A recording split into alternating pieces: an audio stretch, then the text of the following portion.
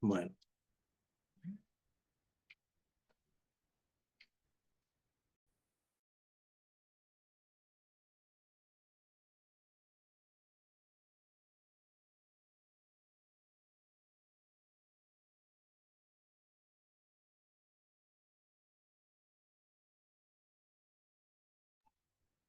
bueno, vamos a iniciar. El tema de hoy es lesiones benignas de mama. Eh, es un tema realmente, pues no es tan complicado para llenar, basándonos simplemente en lo que es la categoría BIRATS y saber identificar las patologías, ¿no? Si tienen alguna duda, pues ya saben, me pueden interrumpir por el audio y pues vamos a darle. Bueno, ¿qué son las lesiones benignas de mama? Las lesiones benignas de mama, pues como dice su nombre, son lesiones que no van a conferir o no van a dar un carácter de cáncer de mama, pero que de acuerdo a la clasificación que ahorita vamos a ver adelante, pues se dividen y tienen un riesgo un poco más elevado de convertirse o de tener un cáncer dicha paciente. Es por eso la importancia de identificar las lesiones más comunes y las que son más preguntables para el ENAR, ¿no? Estas lesiones benignas de mama pues van a ir asociadas sobre todo a la edad y sobre todo a los factores hormonales. Esta es una tablita que viene en el Up to Date, en el cual pues mostraban en un estudio que se hizo en Suiza, de hecho, donde estudiaron aproximadamente a 61,000 pacientes y en el cual se dieron cuenta que algunas lesiones benignas de las más frecuentes, como por ejemplo los cambios fibroquísticos o los fibroadenomas, que son los que vienen ahí en café, el fibroadenoma, los cambios fibroquísticos que vienen ahí en gris, están más asociados o son más comunes en edades más tempranas, ¿ok? Edades de 41, 40 años, y que van aumentando justamente en el pico de los 40 años y después de pasar esta edad va disminuyendo la tasa de incidencia. Es por eso que va en aumento con la edad y sobre todo a la edad fértil y con los factores hormonales. Es por eso que se considera que los factores de riesgo o más asociados a esta patología son la edad y los factores hormonales. Tenemos también varios factores de riesgo que podemos clasificar, o bueno, podemos identificar, y que algunos nos van a ayudar tanto para prevenirlas y otros nos van a ayudar a tener estas lesiones benignas de mama, ¿no? Ejemplo, la obesidad se dice que generalmente se asocia con un riesgo reducido de enfermedades benignas mamarias antes de la menopausia, a excepción de la hiperplasia sin atipia. La hiperplasia sin atipia es una patología de la obesidad. También tenemos que, bueno, la asociación de la menarca, por así decirlo, y los ciclos menstruales, no hay una asociación clara como tal, ¿sale? Que tenga que ver el inicio de la menarca y cómo son los ciclos menstruales. Los anticonceptivos orales combinados se dice que protegen contra enfermedades benignas mamarias, pero no así la terapia hormonal de reemplazo, que es la que se da en la menopausia, ¿no? Y los antecedentes familiares de cáncer de mama se han asociado con un mayor riesgo de enfermedades benignas de la mama, sobre todo en edades premenopáusicas.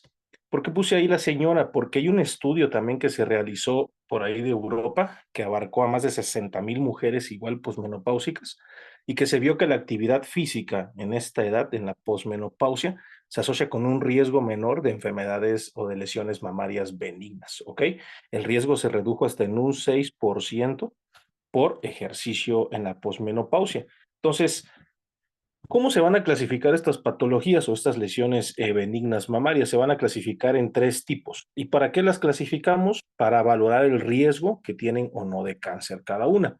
Se puede clasificar en no proliferativas, que abarcan el 68% de las lesiones, las proliferativas sin atipia, el 26%, y las proliferativas con atipia, ¿ok? Por ahí hay una tablita que se ha repetido en todos los ENARM, y que nos menciona cada una de acuerdo al riesgo que tienen de evolucionar a una enfermedad cancerígena.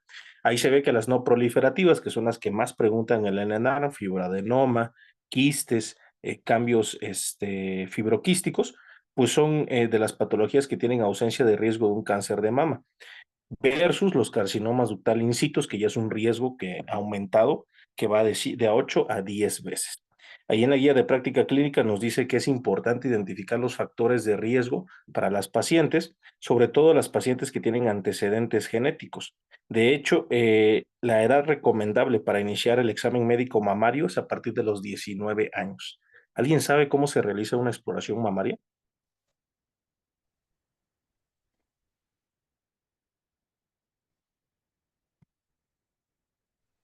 ¿Alguien quiere participar?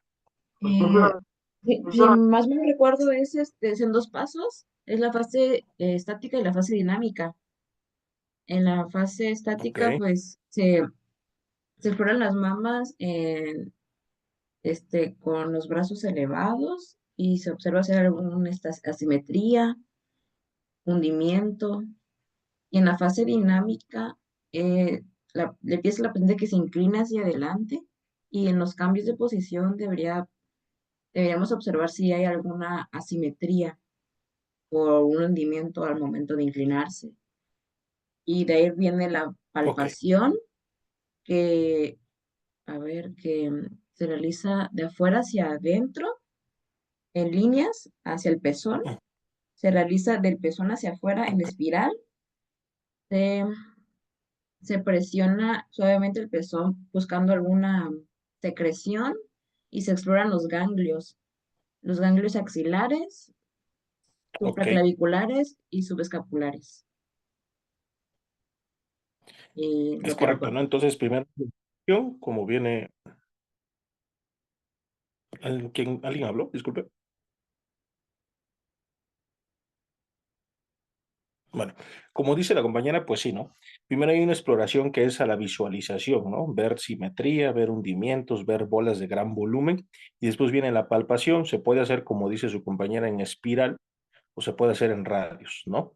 Yo acostumbro a hacer en radios, se me hace más cómodo y siempre va a ser comparativo. Si vas a explorar una mama, también la otra mama hay que explorarla. ¿Qué más? Las zonas ganglionares, sobre todo los axilares y los supraclaviculares. Y siempre es recomendable decirle a la paciente que se autoexplore, obviamente, cuando se haga sus duchas del diario, ¿no? Y pacientes que tienen antecedentes hereditarios, pues tener o detectar las mutaciones de BRCA1 y BRCA2 e iniciar la exploración médica un año antes, a partir de los 18 años, ¿ok? Estas es las tres clasificaciones de lesiones benignas de mama. No vamos a ver todas porque no es necesario ahondar en todas, vamos a ahondar en las que nos preguntan en el ENAR. Y vamos a iniciar con la mastopatía fibroquística. Esta mastopatía fibroquística es la enfermedad más frecuente de la mama en la mujer premenopáusica, sobre todo entre los 10 y 50 años de edad, sí, entre los 10, porque hay pacientes pediátricas que tienen mastopatía fibroquística. Se dice que la etiología de la mastopatía fibroquística es hormonal. ¿Por qué? Porque aumenta en lo que son los años reproductivos y desaparece después de la menopausia. ¿Ok? Después de la menopausia, los casos de mastopatía fibroquística disminuyen demasiado. ¿Cómo se caracteriza o por qué se genera esta mastopatía? Es una alteración de la proliferación del estroma. El estroma mamario va a aumentar y por ende también el parénquima mamario, lo que va a desarrollar tumores o quistes palpables, ¿ok? ¿Cuál va a ser la clínica? Realmente la mastopatía fibroquística tiene clínica, la literatura nos dice inespecífica, pero es importante aprenderse que tiene o que es la causa más importante de dolor mamario o mastodinia, que así se le llama, y este dolor suele ser premenstrual y puede mejorar con la regla, ¿ok?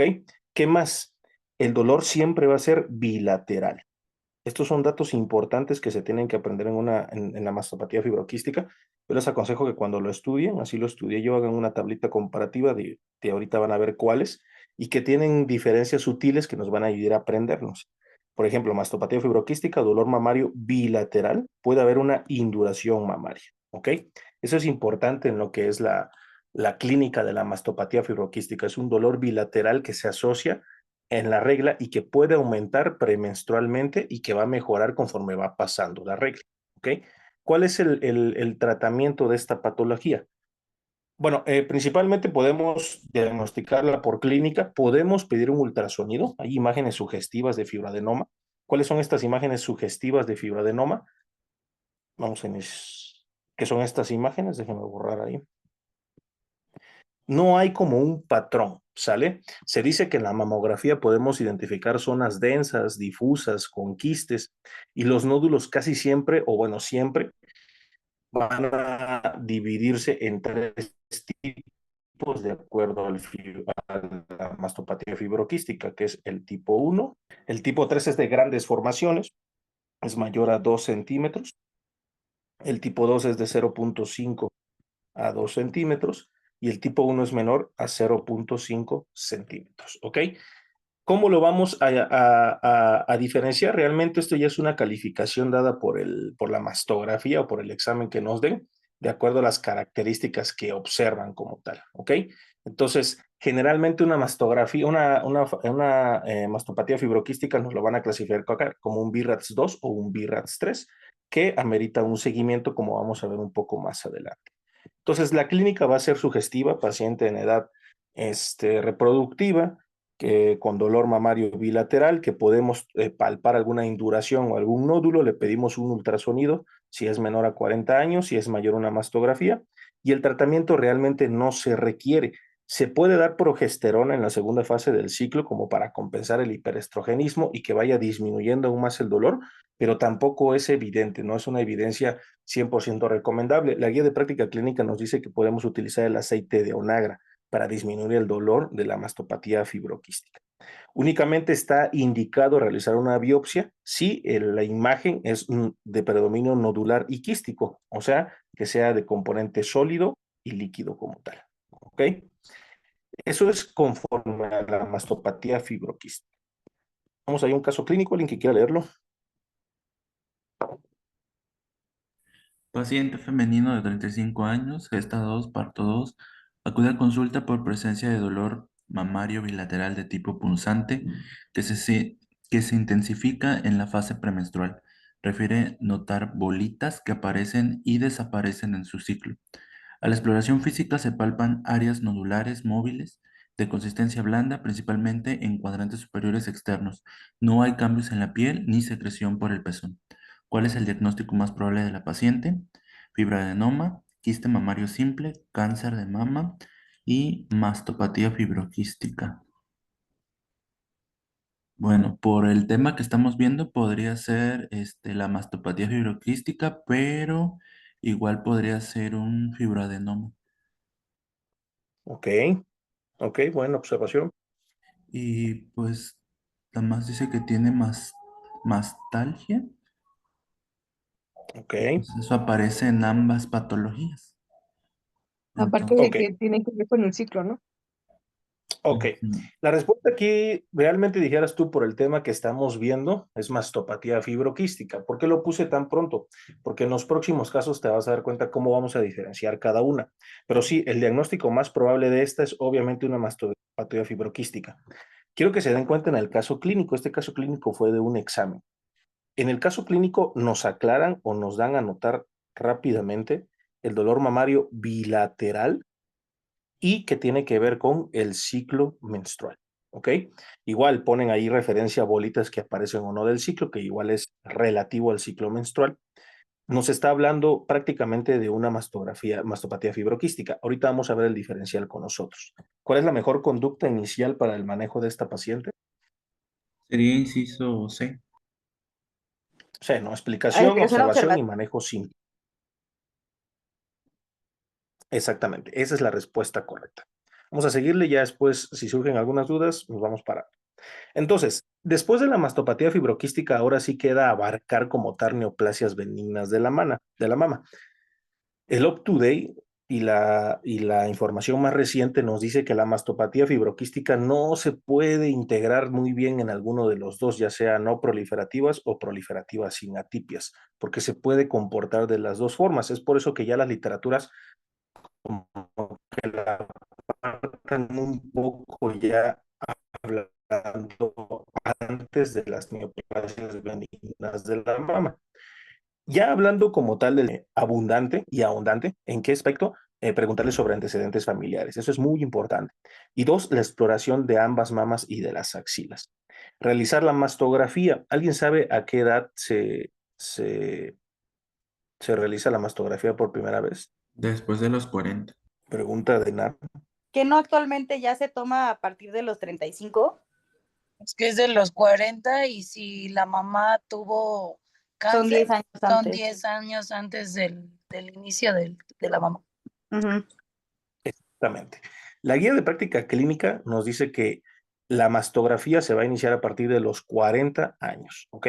Mujeres asintomáticas que no tengan un riesgo medio, se puede utilizar hasta los 50 años, pero somos mexicanos, ya tenemos un riesgo aumentado de un cáncer de mama. Entonces, a partir de los 40 años, mujeres con riesgo alto de cáncer de mama se puede realizar a partir de los 30 años, ¿ok? Únicamente en casos muy excepcionales, si tienes la certeza de que hay una mutación de BRCA1 y BRCA2, se puede utilizar al menos o a veces hasta antes de los 30 años, pero únicamente si tienes mutaciones ya comprobables de BRCA1 y BRCA2. Entonces, ya cuando nosotros le vamos a pedir la mastografía de screening a los 40 años o porque simplemente tiene nos llega a consulta por un nódulo palpable en mama, el departamento de imagenología nos los va a dar con unas calificaciones llamadas BIRATS. ¿Alguien sabe qué significa BIRATS?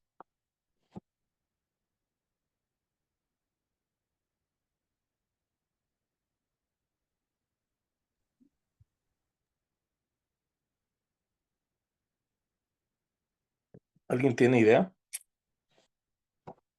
Pues sí, es el sistema de informes y datos de imágenes mamarias en español. Exactamente, ¿no? Breast Imaging Reporting and Data System, ¿no? Que nos lo va a dividir en 5 categorías conocidas y que todos conocemos, que es 1, 2, 3, 4, 5, y que existe una categoría 0 y una categoría 6, que también es pregunta de NARM. ¿Qué es importante aprenderse de esto? Aprenderse el riesgo de malignidad de cada categoría. ¿Por qué? Porque es preguntable y lo han preguntado. Tenemos que aprendernos que a partir de la categoría 3 o BIRATS 3, el riesgo de malignidad es menor al 2% y que en el 4 se va a dividir de acuerdo a cómo nos lo divida el imagenólogo. Si es un BIRATS 4A, 4B o 4C. El 4A va del 2 al 10%, el 4B del 10 al 50% y el C del 50 al 95%. No está tan difícil aprendérselo. Categoría 5 pues ya va a ser prácticamente una lesión cancerígena visible y la categoría 6 es cuando ya tenemos un diagnóstico por histopatología, ¿ok? Si nosotros tenemos una paciente que le hicimos una biopsia y que nos entregan la mastografía y en la biopsia nos dice un cáncer, es un BIRAT 6, ¿ok? Y un BIRAT 0 es una lectura de una mastografía que no es concluyente, que las lesiones no se pueden ver bien o que no pertenecen como tal a alguna otra categoría. ¿Qué podríamos hacer en una categoría 0? Solicitar un estudio complementario. Exactamente. ¿Qué estudio complementario sería? Pues el ultrasonido mamario, ¿no? Es correcto. Un poquito más adelante vamos a ver cuáles son las indicaciones de resonancia magnética. Ya sabiendo esto, pues tenemos que ahora sí empezar a ahondar en las patologías propiamente benignas de mama, ¿no? Y la primera y la más preguntable siempre va a ser el fibradenoma, que fue el otro diagnóstico diferencial bien hecho del compañero en el caso clínico, ¿no? El fibradenoma va a ser el tumor benigno más frecuente de la mama, ¿ok? Y va a ser la tercera patología más frecuente después de la mastopatía fibroquística y del cáncer de mama. La incidencia igual va a ser en la edad reproductiva, aumentando en los 15 años hasta los 35 años, y a diferencia de la mastopatía fibroquística, el fibroadenoma muy rara vez es bilateral, en el 20% de los pacientes únicamente. Igual es un tumor que está asociado al hiperestrogenismo y que de hecho se exacerban en el embarazo. ¿Y cómo lo vamos a palpar nosotros a la exploración? Va a ser un nódulo firme, delimitado, que no va a estar adherido y que no va a causar dolor. Esa es la diferencia en la literatura entre fibroadenoma y una mastopatía fibroquística. El fibroadenoma no está asociado a dolor, ¿ok? Siempre la primera prueba diagnóstica pues va a ser la ecografía de un fibroadenoma, dependiendo de la edad, obviamente. Y hay una literatura nos dice que podemos realizar una punción por aguja fina ante todo fibroadenoma. ¿Cuál es el tratamiento? Siempre va a ser expectante y hay algunos casos que nos sugiere la Asociación Mexicana de Tumores de Mama de cuándo extirparlos. ¿Cuándo vamos a extirpar estos tumores o les vamos a dar un tratamiento quirúrgico? Cuando el tumor sea mayor a 2 centímetros, cuando sea un crecimiento rápido, que en menos de un mes el tumor aumentó al menos el 50% de su tamaño original, por así decirlo. Si hay duda diagnóstica, que no coincide tanto la imagen como el resultado de patología, si hay cancerofobia, ojo, Esta es una indicación que ya está aprobada. Si la paciente tiene miedo de tener cáncer y no le puedes quitar la idea de que puede tener un cáncer, está indicado extirparle el fibroadenoma. Si el dolor es incontrolable y en pacientes mayores de 35 años, algunas otras literaturas nos dicen 40 años, podemos extirparlos, ¿ok? Esas son las indicaciones de extirpación de estos nódulos. También se me estaba olvidando que como el fibroadenoma actualmente se considera como una lesión proliferativa, ya no es una lesión no proliferativa, ya se considera como una proliferativa sin atipias. Eh, si la paciente tiene un fibroadenoma y tiene antecedente de cáncer de mama en su familia, también está indicado retirarlos, ¿ok? Eso es sobre el fibroadenoma y la diferencia principal entre la fibropatía, entre la mastopatía fibroquística y el fibroadenoma es el dolor y que pocas veces el fibroadenoma va a ser bilateral. El fibroadenoma se divide en dos tipos, fibroadenoma simple y fibroadenoma complejo. El simple pues va a tener tejido glandular y fibroso, a diferencia del complejo, que ya va a haber cambios proliferativos que se van a ver por ultrasonido y por imagen. Va a haber hiperplasia epitelial, puede haber calcificaciones y los fibroadenomas complejos, como dice su palabra y pues por lógica, se van a asociar mayormente a un cáncer, ¿no? Se deben extirpar los fibroadenomas complejos. Únicamente los fibroadenomas simples son los que están indicados como tal vigilarlos. Esta es una imagen típica de un fibroadenoma que se ve por ultrasonido. Se ve ahí un nódulo sólido, ¿no? Que está regular, los bordes se ven bien diferenciados en el ultrasonido. Se ve bien diferenciado el borde, se ve regular, son ovoides, es hipoecoico en el centro. Y en la mastografía, algunos fibroadenomas pueden presentar calcificaciones ya grandes. ¿Qué parece esto, así como lo ven? Una palomita de maíz. Palomitas de maíz. La palomita de maíz, esa es la imagen de un fibroadenoma con calcificaciones. Imagen en palomita de maíz, ¿ok? La verdad es que es un tema bonito y pues únicamente hay que identificarlos, saber identificarlos. ¿Alguien me ayuda ahí con el caso clínico? Femenino de 22 años, nulípara, sin antecedentes personales de importancia. Acude porque notó una bolita mientras se bañaba en la mama izquierda hace 2 meses. No ha aumentado de tamaño y no es dolorosa. A la exploración física se palpa un nódulo móvil de bordes definidos en el cuadrante superior izquierdo. No hay cambios en la piel ni secreción por el pezón. ¿Cuál es el diagnóstico más probable? A. A. Ah, La mastopatía mastopatía fibroquística. fibroquística. ¿Alguien más? ¿Ven? Es el No, es fibroadenoma. fibroadenoma, Fibroadenoma. porque es nulípara, No es ¿no? doloroso. ¿Qué más? No es doloroso, no No aumenta es de tamaño, doloroso, es está del unilateral, mismo solo Es tamaño, unilateral. bordes Este definidos. caso clínico, exactamente, este caso clínico también es de NAR, ¿ok? Y en este caso clínico diferencian muy bien la clínica de presentación tanto del fibroadenoma, de este caso clínico, como en el pasado, que es la mastopatía fibroquística. Estos son los casos típicos que nos van a venir en lo que es las lesiones benignas de mama. Aquí podemos diferenciar, a diferencia, perdón, la redundancia de la mastopatía fibroquística, el fibroadenoma va a ser un dolor unilateral o casi siempre unilateral, nos habla únicamente de la mama izquierda, perdón, un tumor o una bolita que se palpa en la mama izquierda, únicamente en la mama izquierda y no es dolorosa, ¿ok? Esas son las diferencias importantes que tenemos que aprendernos para poder elegir entre mastopatía fibroquística y un fibroadenoma. El diagnóstico aquí sería un fibroadenoma, correcto. Ahora, vamos a iniciar, después de que ya tenemos fibroadenoma y mastopatía fibroquística, vamos a hablar un poco de los quistes. ¿Qué diferencia el quiste de estos dos? Bueno, el quiste igual es una patología muy frecuente que va a tener su incidencia antes de la menopausia, entre los 40 y 50 años, pero las tumoraciones de los quistes o los quistes, pues, son tumoraciones que son indoloras, ¿ok? ¿Cómo podemos detectarlos en la clínica? Al igual que los fibroadenomas, van a ser una tumoración redondeada, lisa, más móvil que el fibroadenoma, no va a estar adherida a los planos profundos y a la presión se va a notar una tensión, eso es importante, e incluso va a haber una fluctuación. ¿Por qué? Porque el quiste está lleno de ¿qué? ¿Qué tiene el quiste De por dentro? líquido. ¿Perdón? Líquido. Líquido. Es correcto. Por eso va a haber una fluctuación, se siente, por así decirlo, el oleaje. ¿Cuál va a ser el diagnóstico? ¿Cómo vamos a diagnosticar? Por un ultrasonido. ¿Cómo se va a ver el ultrasonido? Ahorita vamos a ver adelante las características de la imagen, pero hay un diagnóstico diferencial que no es preguntable, pero es importante que lo sepan. El galactocele, perdón, es un quiste que se genera cuando las mamás están dando pecho, ¿ok? Es la misma presentación, un nódulo palpable en una mama que está a 2 o 3 centímetros del pezón, pero estos van a estar localizados o se van a presentar cuando la paciente va a estar dando pecho a lo que son pues, sus hijos, ¿no? Entonces, eso es el quiste como tal. ¿Cómo lo vamos a diferenciar en imagen? Para empezar, se dividen en tres tipos de quistes, que son los quistes simples, complicados y complejos. No es importante tampoco que se aprendan eso, no es preguntable esa clasificación. Eso ya es más como para la especialidad.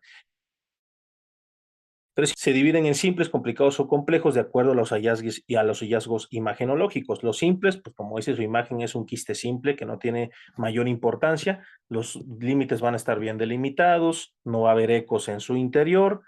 Puede haber tabiques, pero siempre y cuando estos sean menores a 0.5 milímetros, como por ejemplo este chiquito que está acá o este chiquito que está acá. Tenemos los quistes complicados donde ya hay ecos en su interior. Aquí se ven varios ecos.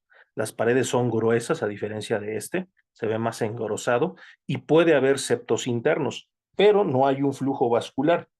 Recuérdense que el Doppler o el flujo vascular siempre nos va a hablar de angiogénesis y la angiogénesis siempre nos va a hablar de algún proceso tumoral o algún proceso cancerígeno más bien, ¿ok? Y tenemos los complejos que son masas que tienen ya las paredes más gruesas, ¿no? Y tienen septos o incluso quistes dentro del propio quiste o nódulos dentro del propio quiste, ¿ok? Aquí se ven septos mayores, casi siempre son mayores a 0.5 milímetros y se ve componente tanto sólido como líquido, ¿ok? Esas son las diferencias imaginológicas de un quiste. Este es un quiste simple igual, que se ve ahí el aumento de lo que es la unidad terminal llena de líquido como tal. Eso es una mastografía. Joven de 25 años que acude a consulta por presentar una tumoración en la mama izquierda desde hace 2 meses. Dolorosa la palpación, tuvo su menarca a los 12 años, es eumenorreica y nuligesta. Nunca ha recibido tratamiento con hormonales. A la exploración se encuentra una tumoración mamaria izquierda de 3 por 3 centímetros, regular, dolorosa en cuadrante superior externo, es móvil y se halla a 2 centímetros del complejo areola-pezón. El diagnóstico clínico más probable es...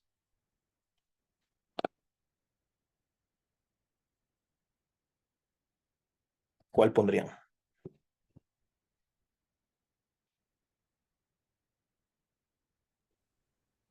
Ectasia rectal. ¿Perdón?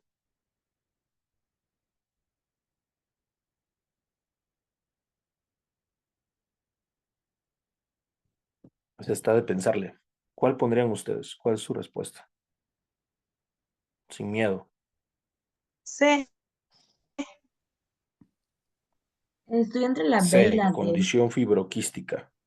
¿Por qué condición fibroquística? Yo estoy en la D y la E en cierta parte, pero tengo muchas dudas. Porque dice que es dolorosa. Ok, vámonos Ya he por estado. descarte. ¿Les parece? Vámonos primero con carcinoma de la mama. Pues para empezar, no nos habla no nos tiene clínica de mama. ¿Cuáles son los signos de malignidad en la mama?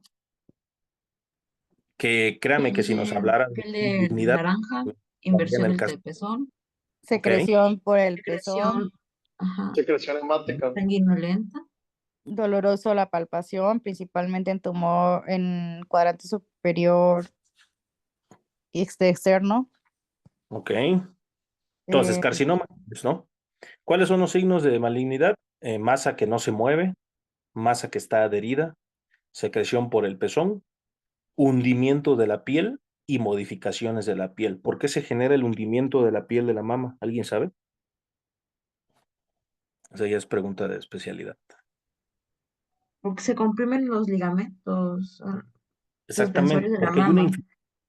porque el cáncer empieza a destruir el sostén de la mama. ¿El sostén de la mama cómo se llama? ¿Ligamentos de qué?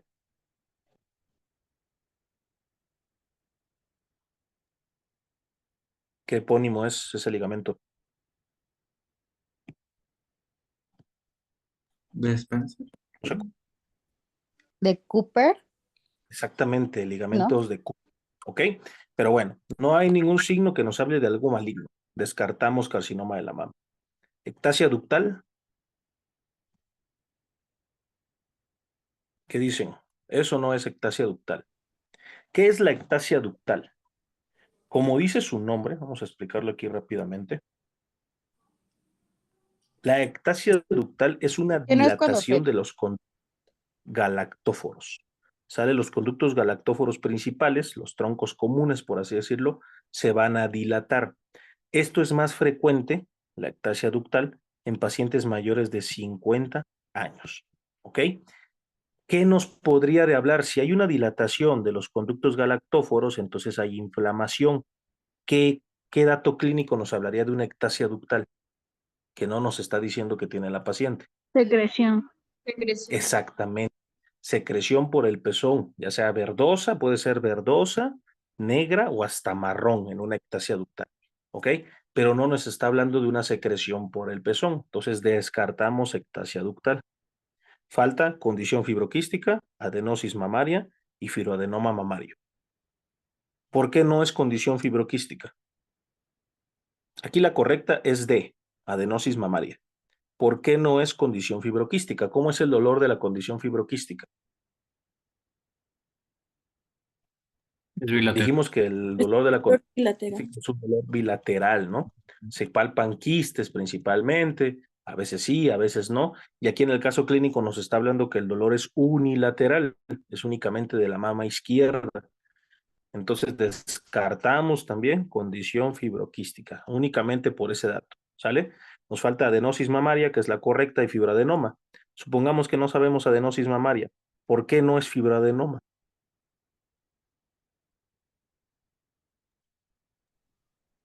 No duele, en el fibroadenoma no duele la palpación. Ajá, De porque que este es Suele doloroso ser, en este caso, ¿no? y suele ser profundo. Exactamente. ¿El fibroadenoma cómo es? ¿Es doloroso o no es doloroso? No, no no es doloroso. Doloroso, ¿ok? Es por eso que diferenciamos el fibroadenoma de la adenosis mamaria. Aparte que la adenosis mamaria casi siempre se va a, a encontrar, siempre, casi siempre, en relación con el complejo areola-pezón, en el radio del 2 a 3 centímetros del complejo areola-pezón. Esa es una característica de la adenosis mamaria, ¿ok?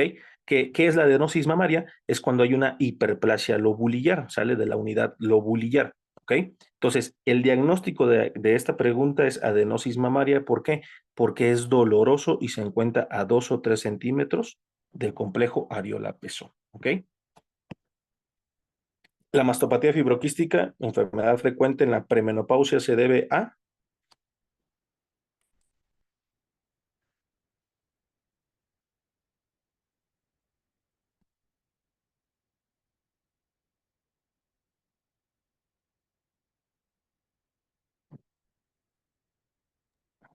responden ahí. El hiperestrogenismo. Hiperestrogenismo. Acuérdense que hablamos de la edad reproductiva. Si hay edad reproductiva, hay hiperestrogenismo, ¿ok?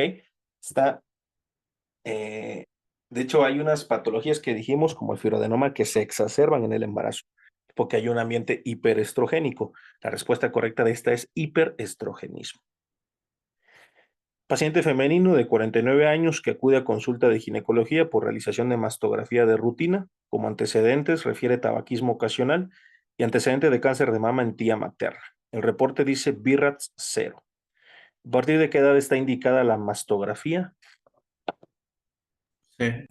40 años. 40 años. C, 40 años, ¿no? De hecho, por ahí creo que en la retroalimentación viene ahí una imagen, una captura de pantalla de la guía de práctica clínica que nos especifica las edades a las cuales nosotros ya debemos iniciar el seguimiento de las pacientes con una mastografía anual, ¿ok? Entonces, que es a partir de los 40 años. ¿Cuál es la siguiente conducta si la paciente llegó con una mastografía con reporte de BIRAT 0? Vigilancia en 6 meses. Realizar USG ¿El mamario. USG mamario? B. La B. B, ¿no? Realizar ultrasonido mamario. Recuerden, siempre después de un BIRAT 0 hay que complementar el estudio con un ultrasonido mamario. Ahora, Un estudio complementario. perdón, Tiene que realizar estudios complementarios cuando es BIRAT 0, ¿no? siempre se tiene que realizar un estudio complementario con BIRAT 0. ¿Y cuándo nosotros vamos a realizar una resonancia magnética? No está indicado. Para estadificación principalmente y diseminación.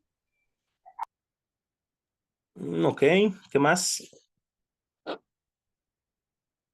Durante el embarazo. Pacientes que después de que realices ultrasonido, mastografía y que las mamas estén muy densas, que nos digan los imagenólogos especialistas en realizar esos estudios, que las mamas están demasiado densas, podríamos considerar realizar una resonancia magnética. ¿Qué más? Respuesta a tratamiento oncológico, siempre después de una quimioterapia neoadyuvante, se tiene que realizar una resonancia magnética. ¿Qué más? Pacientes de alto riesgo, los que tengan mutaciones de BRCA1 o BRCA2, se puede realizar una resonancia magnética.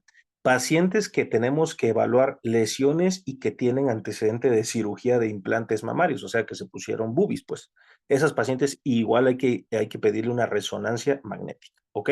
Esas son las indicaciones de resonancia magnética. Entonces, si viene un caso clínico en el cual les dicen de una paciente que tiene implantes mamarios de plástico, está indicada la realización de una resonancia magnética. ¿Ok? Bueno, ahora, otra lesión que es muy preguntable es el papiloma intraductal. ¿Qué es el papiloma intraductal? Como dice su nombre, ya vimos lo que es papiloma, que es esas lesiones verrugosas que nos aparecen por ese virus. Pues aquí pasa algo prácticamente igual. Hay una proliferación de condilomas en las células epiteliales de los conductos galactóforos. De hecho, aquí hay una imagen que la muestra. Los conductos galactóforos van a empezar a crecer por dentro y nos van a generar dolor, ¿ok? Y nos pueden generar también, ¿qué? Una secreción sanguinolenta, que es el principal síntoma de esta patología. Este papiloma intraductal se va a dividir en lesiones solitarias y en lesiones múltiples. Aquí tenemos unas imágenes. Del lado izquierdo tenemos una mamografía, que son las del círculo amarillo, que tienen una proyección craniocaudal, que es la A, y una proyección lateral, que es la B. Y se puede ver adentro del círculo amarillo. No sé si lo ven o lo logran ver. Déjenme ver si lo puedo agrandar. Aquí se ve lo que es el único conducto que está, déjenme sacar un lápiz, que está dilatado. ¿Ok? ¿Lo logran ver? Ahora, si nosotros tenemos una nuda en la mastografía sonido y la imagen del ultrasonido, que es la que tiene abajo a la derecha, está un poco más clara. De hecho, se ve ahí cómo nos lo colorean. En el lado izquierdo se ve apenitas la sombrita de lo que sería el papiloma intraductal, pero aquí nos hacen el favor de colorearlo y es el crecimiento que se encuentra comúnmente en un estudio de imagenología en un papiloma intraductal. ¿Qué nos dicen de esta patología o nos pueden generar cáncer o no nos pueden generar cáncer? Depende principalmente, pero el riesgo de cáncer de esta patología va entre el 5 y el 20%. La tendencia, los últimos estudios que están en el 2022-2023, es que el riesgo de que el papiloma intraductal nos genere un cáncer es menor al 10%, pero para fines de NARP es menos del 20%. ¿Cuándo vamos a extirpar un papiloma? Igual, depende de muchas características y el tratamiento es individualizado. Depende del tamaño, depende de los síntomas y depende de los factores de riesgo de la paciente. Generalmente, en casos de atipia, cuando nosotros hagamos una biopsia y nos salga lesión proliferativa con atipia, o que tenga una secreción sanguinolenta del pezón que no para y que es molesta para la paciente, o si hay una discordancia entre el estudio de patología y la imagen, está indicado retirar el papiloma intraductal. Si no, no, únicamente con vigilancia, ¿sale? Vamos con un caso clínico. Mujer de 42 años acude a consulta por presentar secreción espontánea, serohemática, unilateral por el pezón derecho desde hace 2 semanas. Niega masa palpable, fiebre o dolor. A la exploración física se observa descarga por el conducto central sin masas. Se solicita mastografía y ultrasonido, ambos sin hallazgo. ¿Cuál es el diagnóstico más probable? Papiloma. ¿Por qué? Por la presentación líquida. Ok, ¿y la Tiene ectasia? secreción Por la serohemática, secreción.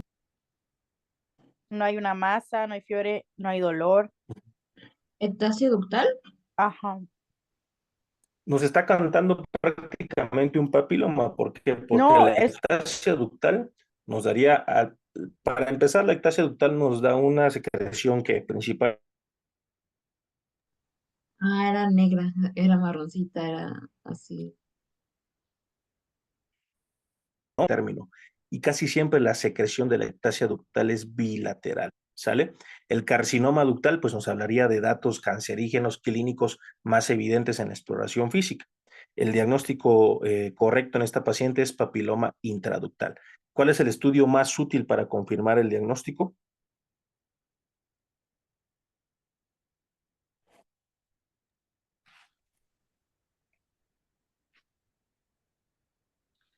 ahí tengo dudas, se podría hacer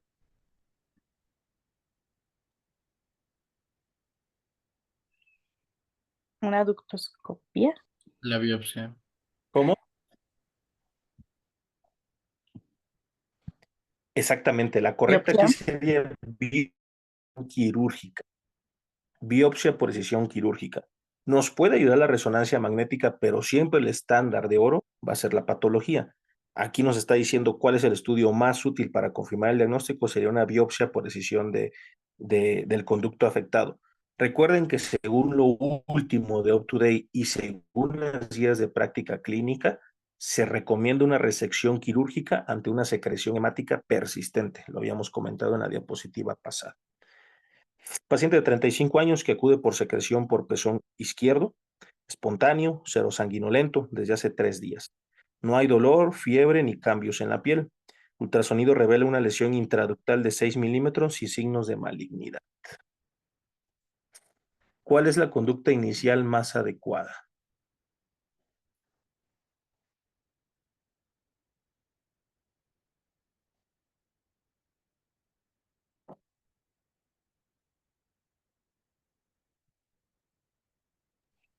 Solicitar ¿Cuál sería? biopsia guiada por ultrasonido. Ay, se quitó su pantalla, ya. Biopsia por ultrasonido. Ujú. Biopsia guiada por ultrasonido. ¿Alguien más?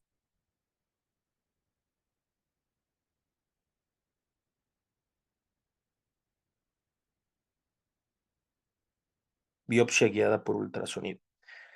¿Qué tiene la paciente? ¿Cuál es el diagnóstico?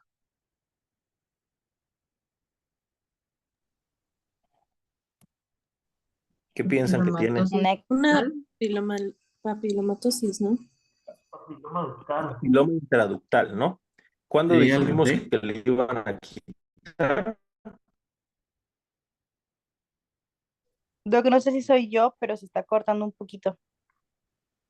Sí, no se escuchó, Doc. La correcta es D, programar cirugía para decisión del conducto afectado. Lo último, recuerden, en papiloma intraductal, secreción hemática persistente, hay que quitarlo. Si nosotros ya identificamos la lesión intraductal, ya vemos adentro Se corta del su audio. ducto que hay un Doc, crecimiento sugestivo de un papiloma, hay que Se corta. quitarlo y mandarlo a patología. ¿Por qué? No Porque va a se haber una escuchó lo que secreción dijo. hemática que va a ser molesta, papiloma atípico o un cáncer como tal, ¿sale? En estos casos donde nosotros vemos una lesión intraductal ya identificada y que tiene una secreción sanguinolenta unilateral, el tratamiento sería programar cirugía para quitar el conducto afectado. ¿Me escuchan bien? Casi no, se corta mucho su se audio. cortó mucho toda la explicación, Doc.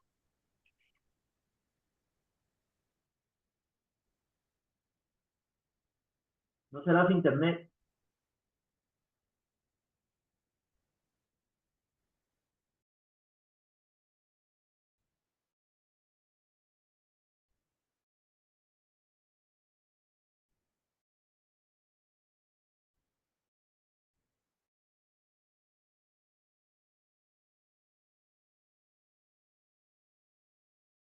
Doc, ¿está por ahí? Eduardo, ¿puedes ponerle pausa a la grabación o me pasas el host para que lo ponga?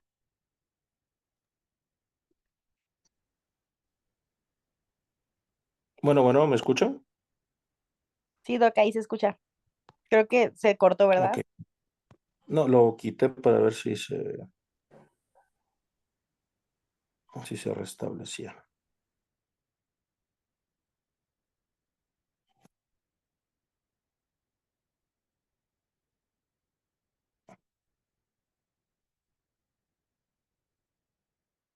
Ok.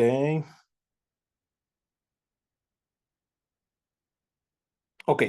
Entonces, aquí el diagnóstico sería, o la respuesta correcta sería programar cirugía para escisión del conducto afectado. En caso de confirmarse papiloma intraductal sin atipia, ¿cuál es el seguimiento recomendado?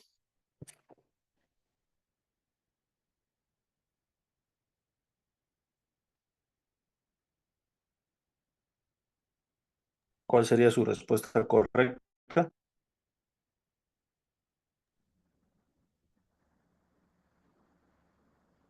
B. La La C. B, La la respuesta correcta, resonancia magnética. la respuesta correcta es A, mastografía anual. Después de que nosotros, la pregunta nos dice que después de que se confirmó que es un papiloma intraductal sin atipia, el riesgo de cáncer es muy bajo. Entonces se recomienda únicamente el seguimiento actual con una mastografía. ¿Ok? Si existiera en el reporte de patología atipia o si fueran lesiones múltiples, entonces podría hablarse de un seguimiento cada 6 meses, pero igual podría ser con ultrasonido o incluso con mastografía, no es necesaria la resonancia magnética. Vamos a hablar un poco de infecciones puerperales. Sabemos que el puerperio es el periodo que está después del alumbramiento. Recuerden que viene de las raíces etimológicas puer, que significa niño, lo que dejó el niño, lo que dejó tras el niño, y dura aproximadamente de 6 a 8 semanas, ¿ok? Se deben proporcionar dos consultas en el puerperio, principalmente en los primeros 15 días y otra al final de todo el puerperio.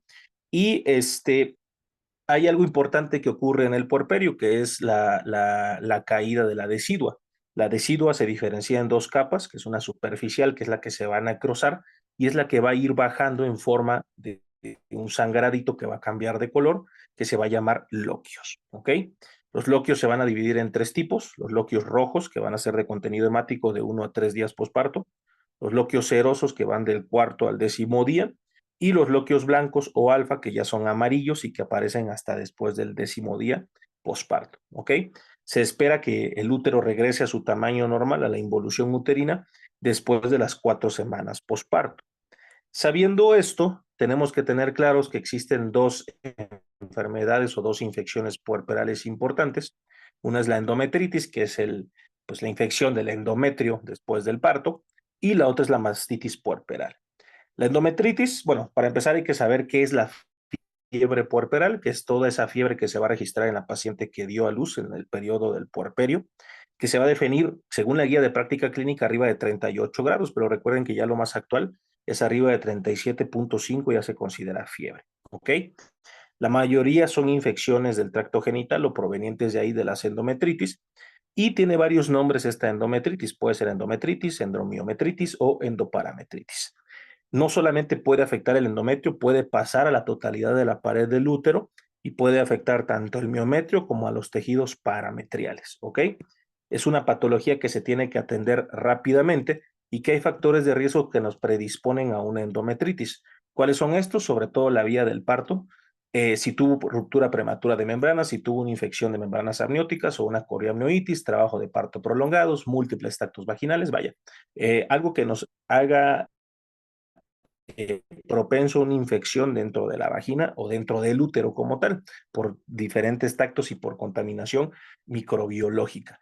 ¿Cuál es la patogenia? Pues tenemos que saber que el síntoma más importante va a ser la fiebre, y la paciente va a tener dolor abdominal, sensibilidad a la palpación, y nos puede generar o no leucocitosis, pero recuerden que en el puerperio la leucocitosis hasta cierto grado es normal, hasta 16,000. Debajo de 16,000 nos puede hablar de una simple leucocitosis por el puerperio. Y siempre la terapia es empírica. Nosotros tenemos que iniciar tratamiento antibiótico empírico. ¿Por qué? Porque las pacientes suelen evolucionar a un choque séptico. ¿Cuál es el tratamiento de elección? Aquí y en China y en todas las guías, clindamicina con gentamicina. Clinda, genta. ¿Ok? Eso es de acuerdo a la endometritis.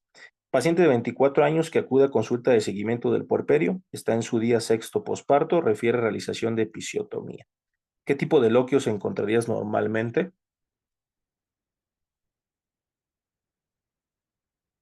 Pues es en el sexto día, ¿no? Recuerden que se va aclarando. ¿Rojos Entonces todavía? solamente apréndanse el Rojos. tercer Sería día es rojo. cerosos, B, cerosos.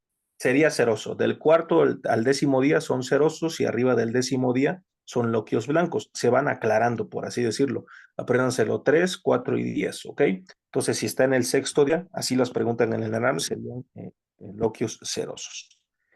Al pase de visita se encuentra con paciente de 33 años de edad cursando su puerperio inmediato posparto. Usted verifica en hoja de enfermería que tuvo un pico febril 5.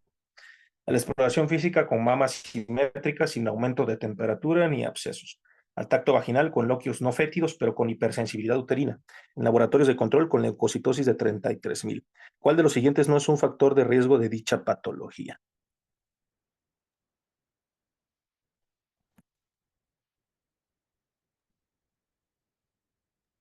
Y paridad. D. ¿Cuál sería la respuesta? ¿Perdón? D. La Sería C. multiparidad. No, La la C, ¿no? multiparidad. Sería C. Exactamente. La C. Amniotomía dirigida. ¿Por qué? Porque se supone que es una amniotomía que nosotros vamos a realizar con el método más limpio posible que nosotros conocemos. Entonces no hay un riesgo de infección por una amniotomía dirigida. La ruptura no es por infección, entonces la microbiota vaginal está normal. La multiparidad sí es un factor de riesgo para una endometritis y está demostrado, de hecho viene en la tablita que les puse. Respecto al tratamiento empírico, ¿cuál es el de elección? Gente con Clinda. La A, gentaclinda. Gentaclinda. ¿Clinda genta o genta clinda? No, es la opción A. Esa es respuesta fácil. Sobre la mastitis puerperal, ¿es cierto?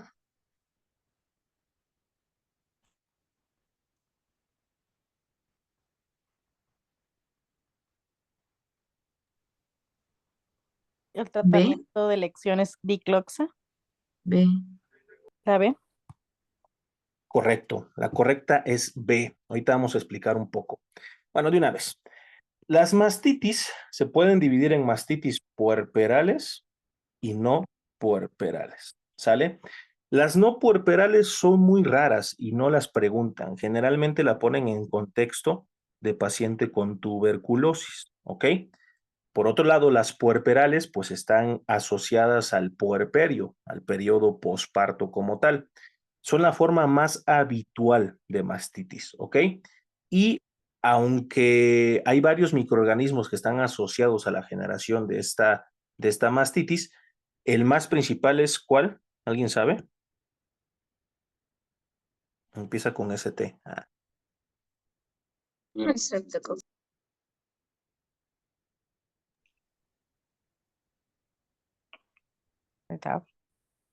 Pues aureus, ¿Me ¿no? escuchan?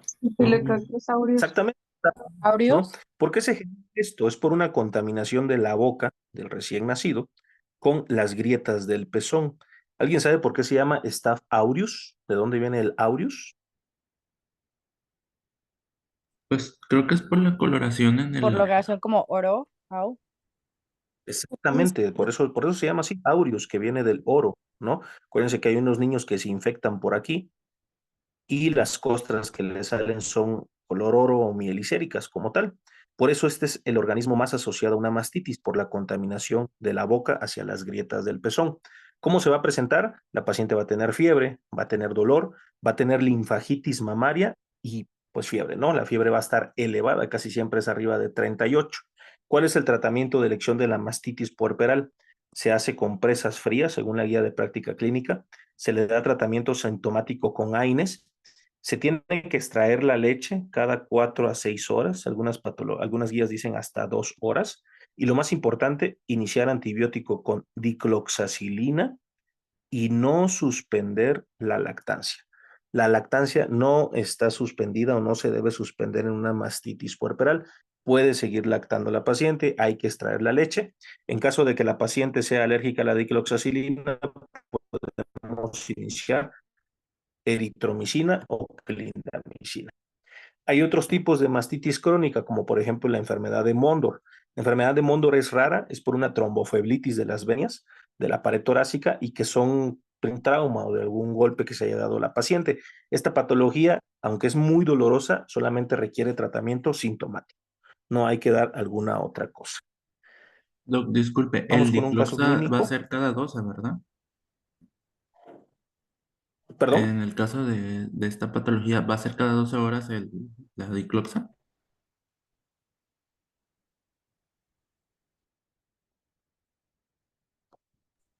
Perdón, O perdón. más bien, si no cambia la dosis, o sea, Eso porque de la esté dictadura. en el puerperio. Ok, el horario de la dicloxacilina, ¿a eso te refieres? Es que no te escuché bien, como que se corta. Sí, Se puede dar cada 6 horas, ¿sale? La dicloxacilina. Cada 6 horas, ¿sale? gracias, doc. Vamos con un caso clínico, paciente femenino de 28 años que está 1 para 1. Acude por notar aumento de volumen en mama derecha desde hace 3 días con dolor y enrojecimiento. Se encuentra lactando y refiere fiebre de 38 grados. A la exploración física se observa hiperemia local, aumento de temperatura y nódulo doloroso de bordes mal definidos en cuadrante superior externo. ¿Cuál es el diagnóstico más probable? Pues aquí ya tiene fiebre, ¿no? Esta está fácil, está regalada.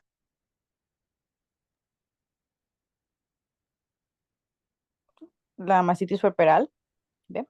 La correcta es mastitis puerperal, inciso B. ¿Y cuál es el manejo inicial más correcto? Iniciar antibiótico y continuar lactancia. Iniciar antibiótico y continuar lactancia. Es correcto. ¿Alguna duda que tengan? No. Fácil, ¿no? La verdad es que este tema está sencillo, únicamente tienen que aprenderse un diferencial entre cuál genera dolor, cuál no, cuál genera secreción hemática y cuál no. Es todo, ¿sale? Aprenderse qué hacer con un BIRATS, el porcentaje de malignidad y hasta ahí. ¿Cuál era el porcentaje de malignidad en un BRAT 5? ¿95%? Arriba de 95% ya es un BIRATS 5, nos está hablando prácticamente de una patología. Es que ahorita estaba BIRATS comentando, BIRATS 3 debajo de 2% y el BIRATS 4 se divide en A, B y C. El A va del 2 al 10, el B va del 10 al 50 y el C va del 50 al 95. Doc, una duda. Y si viene, por ejemplo, el BRATS, o sea, que te diga, ¿cuál es el porcentaje de malignidad del BRATS? Y te venga, no sé, A 85, B 90, C 95 y D 99, No, pues no, pero ¿qué BIRATS? BRATS 5. BIRATS 5, si viene 99, yo le pondría 99 porque es arriba de 95. Ok, gracias, Doc. Pero no te va a Doc, venir así esa pregunta. Es que así vino. Dime. Dime. papiloma intraductal era unilateral. ¿Cuál es el bilateral? Pero ¿de qué hablas? De secreción casi siempre es la ectasia. La Gracias. ectasia ductal. Esa es Gracias. la diferencia del papiloma intraductal. La ectasia casi siempre es bilateral y casi siempre es una secreción verdosa, ¿sale? A diferencia de un papiloma que es sanguinolenta. Tomos las diapositivas, ahí las van a tener igual la clase. ¿Alguna otra duda?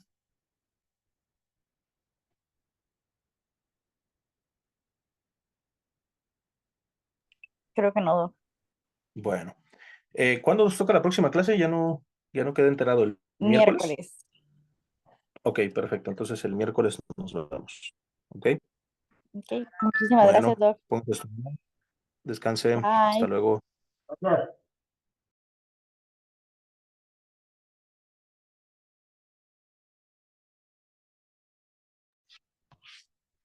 Eduardo, ¿puedes pausar la grabación?